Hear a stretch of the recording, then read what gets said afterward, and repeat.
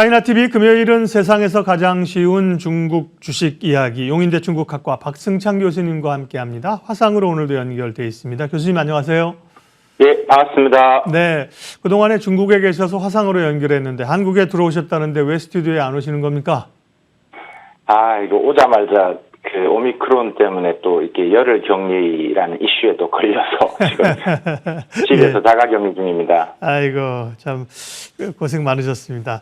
자, 중국 얘기할 텐데요. 헝다 이슈가 거의 뭐 디폴트 사실화 얘기가 지금 계속 홍콩 쪽에서 나오고 그러는데요. 뭐 디폴트는 뭐 가는 거예요? 간다는 거예요? 뭐예요? 어떻게 되는 거예요? 지금 뭐 시장은 그렇게 받아들이는 것 같습니다. 기정사실화 되고 있다라고 보여지는데요. 일단 뭐 지난 6일 이제 계열사 달러 채권 한 980억을 지급을 못했죠. 그러니까 우리가 이제 관심 있게 봐야 되는 것은 일단 시정부가 나섰다. 그러니까 제가 예전에 헝다 이슈 방송 들을 때 단계별로 해법이 있다라고 말씀을 드린 적이 있는데 2단계가 이제 가동이 되는 것 같습니다. 그래서 이제 시정부 가 차원에서 이제 뭐 채무조정, 즉, 워크아웃이죠. 구조조정 리스크, 이른바 그 리스크 해소위원회라는 걸 만들었습니다. 그러니까 결국 혼자만으로는 하기 힘들다라는 게 반증인 것 같습니다. 그래서, 이제 지난 3일이죠. 이제 6일날 그 지급하지 못한다는 걸 발표했을 때, 이제 시정부 차원에서 쉬자인 회장을 불렀습니다. 그래서 이제 우리가 흔히 압박성 경고라고 하는 위해탄을 진행을 했었죠. 그러니까 여기서 앞으로 이제 어떻게 갈 것이냐 방향이 논의됐을 것 같은데 일단은 지금 뭐 헝다가 이제 전체 자산과 부채를 두고 아마 이제 리스크 해소위원회에서 시정부 차원과 이제 논의를 했을 텐데 그러니까 사업 영역별로 이제 분산 매각, 구조조정, 타당성을 지금 검토하는 단계인 것 같습니다. 그래서 일단은 완전히 이제 디폴트를 갈 것이냐라는 것보다는 일단 지금 말씀드린 구조조정 부분에 지방정부가 나섰고 어떻게 진행할 것이냐. 만약에 사태가 심각해지면 중앙정부까지 갈 건데 저는 이제 그까지 가지는 않을 거고 지방정부 차원에서 이걸 해결하기 위한 방향으로 지금도 조금 더 구체적으로 좀 진행이 되고 있다라고 말씀드릴 수 있겠습니다. 배드뱅크가 좀 참여한다 그러죠. 질서 있는 이 디폴트로 이제 간다는 말씀이시고요. 이게 뭐 경제 문제뿐만 아니라 정치적으로도 파장을 미쳐가지고요. 광저우시의 서기와 시장이 동시에 해임됐다고요? 지금 이 이슈가 중요한 이슈인데요. 네. 제가 이제 그 좀 전에 유해탄 진행된 바로 3일 그날 당일날 그러니까 광저우 서기와 시장이 해임됐다는 보도가 나왔습니다. 이유는 뭐 이렇게 일종의 뭐 나무를 대고 벌목하고 이전을 했다는 이유인데 사실 좀 이게 이해가 안 되죠. 그러니까 이제 우리가 중국을 얘기할 때 당서기가 거의 서열 1위고 시장이 2위인데 이 인구 2천만 명의 그 광저우시 1, 2인자를 해임했다? 이거는 그만큼 이제 심각하다라고 봐야 될 것 같습니다. 사실 중국 부동산 기업들은 지방 정부와 밀착 관계 속에 성장을 해왔습니다. 그러니까 지방 정부가 토지를 제공하고 거기서 건물을 짓기 때문에 근데 이 토지 소유권은 이제 중국은 소유권이 아니라 사용권의 개념이 있잖아요. 그렇다 보니까 이 지방 정부의 커넥션이 연계될 가능성이 매우 높다.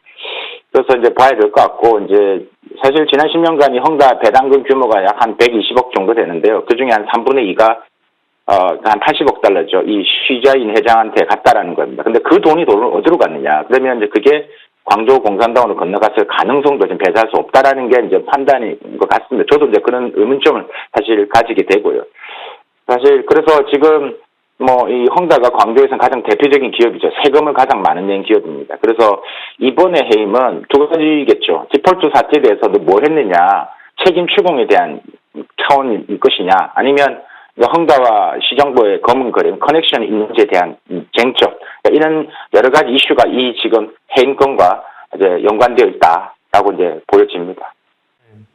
누가 봐도 조림사업 나무 잘못 옮겼다고 광저우시의 원투를 동시에 자르지는 않을 거고요. 연관이 돼 있는 것 같고요. 문제는 이제 헝다 사태가 거기서만 끝나면 되는데 이게 중국 부동산 시장 전체의 문제이냐 아니냐를 긴장하고 있는 거잖아요. 양광백이라는 또 부동산 개발사가 디폴트 선언을 또 했어요. 양광백뿐만 아니라 지금 부동산 기업 수는 25위, 자자오에도 지금 7일 날은 4억 달러 채권 만기 못했는데요. 그리고 홍콩 거래 중지됐죠. 이 양광백은 원금 이자 포함해서 한 2,100억 정도 규모의 100억 원 정도의 디폴트 선언을 했습니다.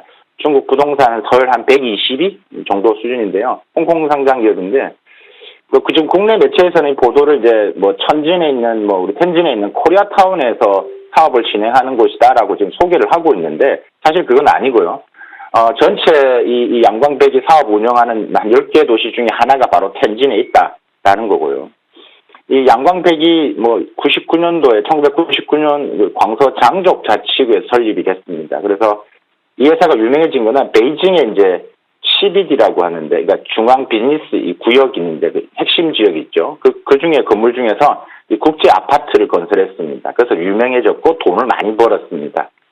젊은 화이트 컬러 중산층 대상의 서구형 디자인 아파트를 공급하면서 인기를 많이 얻었고, 그다음에 그래서 전국에 한 10개 도시에 한 20여 개 부동산을 운영을 했는데, 이 기업이 이제 디폴트가 난 건데, 큰 이유는 크게 두 가지입니다. 다른 디폴트 기업도 마찬가지겠지만 결국 부동산 가격 잡기 위한 정부의 이 재무 건전성 강화, 강력한 대출 규제 이 덫에 걸렸고, 플러스 이제 빈집 유령 도시가 계속 사람이 사지를 않으니까, 그러니까 이러다 보니 같이 맞물린 것들이죠.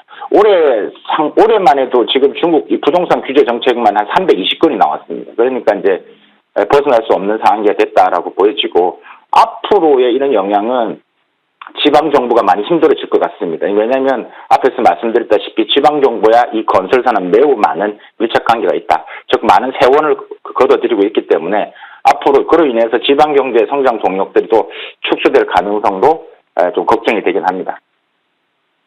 중국도 이 부동산이 전체 경제에 미치는 비중이 적지 않잖아요. 그러면 이런 문제들이 내년을 우리가 봐야 되는데 중국 경제에 전체적으로 미칠 위협은 어느 정도로 보세요?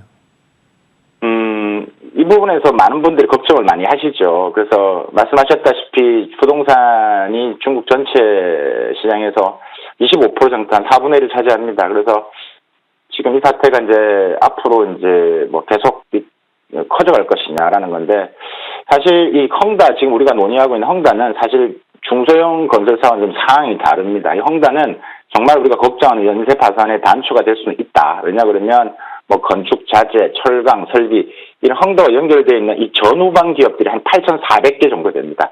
그에 따른 노동자면 한 400만 명이 되니까, 정부가 지금 이 사건을 개별 사건이다라고 이제 파장 우려를 차단하고 있고 이렇게 얘기를 하고 있는데, 일단은 광저우나 광동 성정부 차원에서 적극하는 걸 좀 지켜보고 감마하고 있는 것 같고요. 핵심은 중국 정부가 이제 이것을 대출 회수를, 그러니까 중국은행이 이제 대출 회수를 할 것이냐가 이제 관건인 것 같습니다. 그래서 만약에 이제 부실 건설사라든지 부실 기업에 대한 대출 회수를 본격화하면 이제 우리가 걱정하는 시스템 리스크가 이제 본격화되는 건데, 그까지는 가진 않을 것 같다라는 게 저희 생각이고요. 그래서 이 광동 정부가 아마 이 헝다 이슈를 해결하기 위한 아마 총력전을 벌일 거로 보여집니다.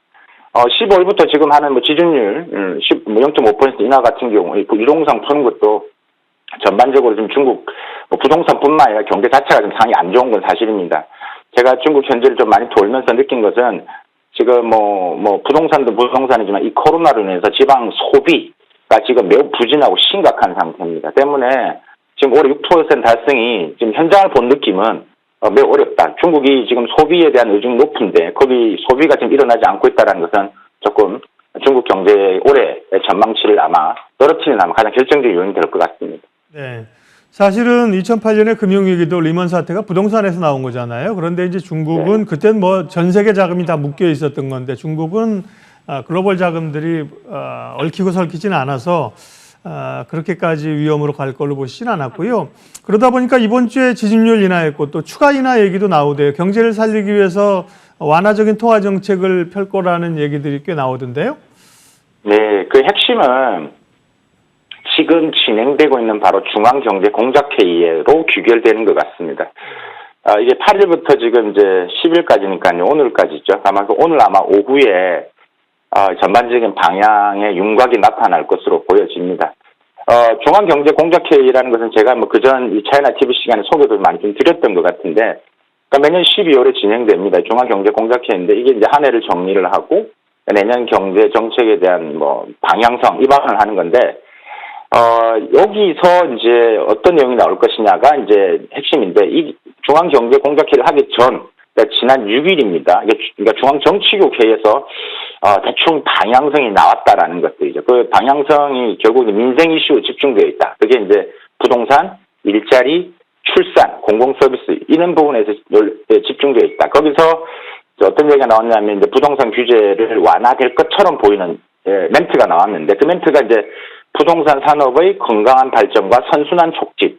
그러니까 이것 때문에 좀 완화될 것이 아니냐라고 지금 이야기를 좀 하는 것 같은데, 저는 개인적인 부분에서는 일단은 부동산 대출 규제를 약간 완화할 가능성은 있지만, 전반적인 부동산, 건설사들에 대한 지금 계속 강조드리고 있는 이 재무 건전성 강화, 대출 규제 방향성은 큰 변화는 없을 것으로 저는 전망을 하고 있습니다. 그 이유는 사실 정부는 딜레마가 있죠.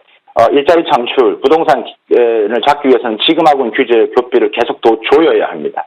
근데 그 반대급부적으로 규제를 풀면, 지금 경제가 안 좋으니까 규제를 풀어야 된다는 말씀하셨던 것처럼 하면 되는데, 이럴 경우 지금 민생 규제 앞으로 중국이 가고자 하는 방향성에서 많이 좀 어긋나는 형태가 일어납니다. 그게 무슨 말이냐면 출산율 하락, 하우스 푸어가 더 일어난다는 거죠.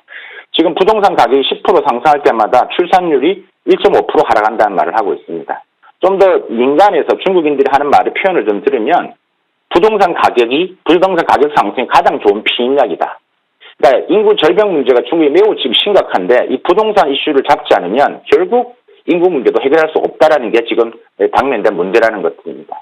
때문에 이렇게 뭐 오후에 전반적인 방향을 좀 지켜보고 결과를 봐야 되겠지만 향후의 방향은 조금 규제 완화, 그러니까 대출 규제 완화는 가겠지만 부동산 전반적인 기조를 바꾸는 것은 쉽지 않을 것이다라는 게 저희 개인적인 생각입니다. 네. 다시 헝다 얘기가 이제 나와서요. 관련된 부동산 시장 현황, 중국 부동산 이제 경제 영향까지 봤고요. 박승찬 교수님 이제 화상으로 연결하지만 한국에 돌아오시지 않았겠어요? 그래서 우리가 또 박 교수님이 또 주시는 중국 주식 팁 시간 오늘은 진행할 텐데요. 주제부터 화면 한번 보여주세요. 오늘 또 아주 재밌는 얘기를 가져오셨는데 중국 증시에서 데이 트레이딩은 가능한가? 교수님, 우리는 뭐 데이 트레이딩 하시는 분도 많고 빠르게 대응하는데 이 말은 중국에서는 지금 데이 트레이딩을 못한다는 얘기입니까? 네. 그렇죠. 예. 우리가 단타라고 하죠. 데이 트레이딩이 불가합니다. 그러니까 한국은 당일 매도, 즉 빠른 시간에 이제 수익을 내고 이제 나오는 게 일종의 뭐 스캘핑이라고 하는데 초단타 매매가 가능한데 중국은 안 됩니다. 좀 오늘 이제 제가 갖고 온 팁은 사실 우리가 중국 그 주식을 하기 위한 가장 기본적인 내용이기도 하지만요. 조금은 전체적인 중국이 어떻게 거래 제도의 변화에 대해서 진행되어 왔느냐를 좀 설명을 드리고자 같이 준비를 했습니다. 그래서 중국 증시가 이제 95년도부터 이제 이른바 T+1 거래 제도를 시작을 했습니다. 그러니까 T+1이라는 게 T는 트랜잭션을 이야기합니다. 거래하는 거고요. 1은 이제 하루라는 이야기인데요. 그게 시작됐는데 이게 이제 주식시장 안정, 그다음 과도한 투기 방지, 그다음에 당일 샀던 주식은 다음 거래일에 되어야만 매도가 가능한 것을 의미하는데 이게 이제 95년도 시작됐는데요. 일단 T+1 제도에 대해서 조금은 이제 좀 설명을 좀 쉽게 드려야 될 것 같습니다. 자, 지금 뭐 화면에 나가겠지만요. T+1이라는 제도는 크게 이제 T+1 거래와 T+1 결제로 나누어집니다. 그러니까 T+1은 말씀드렸다시피 주식을 사들인 후에 하루 뒤인 이튿날 매도가 가능하다는 거죠. 제가 예를 한번 들어볼게요. 자, 만약에 1일 금요일에 주식을 매수했다면 주말을 제외하고 1영일 후인 4일 월요일부터 매도가 가능하다는 이야기고요. 이게 이제 거래라는 뜻이고요. T+ 결제는 그러니까 주식 매입과 매도를 진행한 후에 하루 뒤에 그 거래 내용이 이 장부의 기록, 그러니까 실질적인 정산이 되는 것을 말합니다.